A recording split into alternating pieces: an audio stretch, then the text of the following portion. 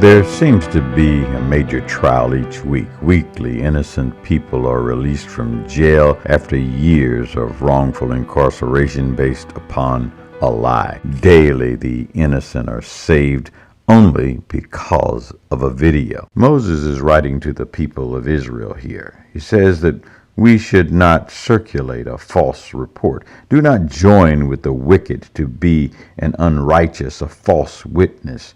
Do not follow the crowd to do evil and testify in ways that pervert justice. In the law, there are some actions that are what we call malum in se, wrong because of the very nature of the action. Making false statements that cause or can harm another are malum in se. So why do people lie? Well, we lie for several reasons: to avoid being punished or to protect ourselves from physical harm, to get something that we otherwise wouldn't be able to obtain, to protect another person, to fit into a group, to avoid being embarrassed, to maintain our privacy, to exercise power and control over information. Not many of us want to be the oddball, but sometimes the truth requires the courage to stand for the truth, even when it would put us at odds with the crowd and those in power. And Moses is writing about that. This text tells us that lies of omission and commission are equal. Quietly standing by hearing a known lie fosters the deception and is as wrong as telling the lie. The text also speaks to human favoritism, which leads us to act unjustly. It is easy to lean towards those we like. A common workplace bias is the like me bias. This text tells us to rise above our unconscious bias. We should not show favoritism in our actions, rather promote the truth. It takes courage to promote the truth. The writer then moves to a concept that we still struggle with in society today. We are commanded to do good for our enemy.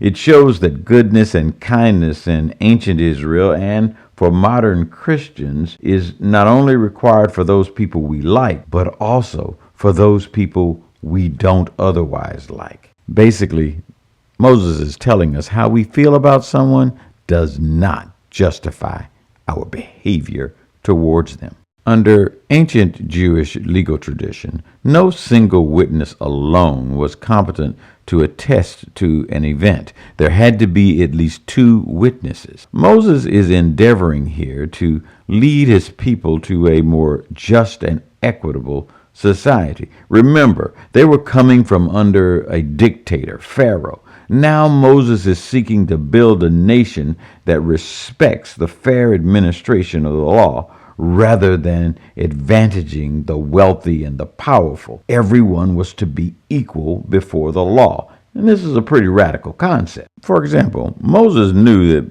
bribes were being handed out and people were accepting those bribes and then corroborating false testimony. The rich were working the system, allowing them to abuse the poor. We see then and now that it is easy to neglect the poor in the administration of justice. Economic status then and now should not impact fair treatment before the law. Just as the Israelites were strangers in a strange land, they would encounter strangers in Israel. Taking advantage of strangers and their helplessness was a common occurrence. God commands his people to not only refrain from oppressing strangers, but to bless them. Just as people need rest, the scripture prescribes a rest Sabbath for the land.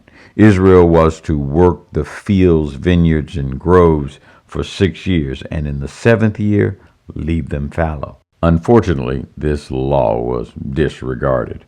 For 490 years, 70 Sabbath years, the people neglected to give the land a rest. Not only did this disobedience somewhat born out of greed, caused the land to be overworked. It denied the poor among them food. It denied the animals that they would be able to eat food. In essence, those who had were so greedy that they were not willing to share. We still struggle with greed to the same extent that sometimes we can be callous to our neighbors, putting our wealth over their health. The second half of this Sabbath law had to do with the weekly Sabbath rest for people.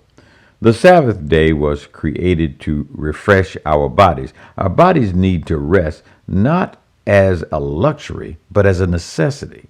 Migraines and stress would be relieved if we would simply take time to rest. Our minds, our bodies, our spirits must rejuvenate, and that's why we have this Sabbath rest. The Sabbath was made for man, not man for the Sabbath. I remember the first day of economics class, they taught us that man has unlimited wants and desires. In essence, people are greedy, and left to our own designs, we will exploit others. The Sabbath law not only directed people to take a day of rest, but it also gives a rest day to the animals that help us accomplish our mission, and to the slaves and foreigners that live among us that also are working. Not only were those who were high up the corporate ladder allowed to rest on Sunday, but those who were the lowest, the least,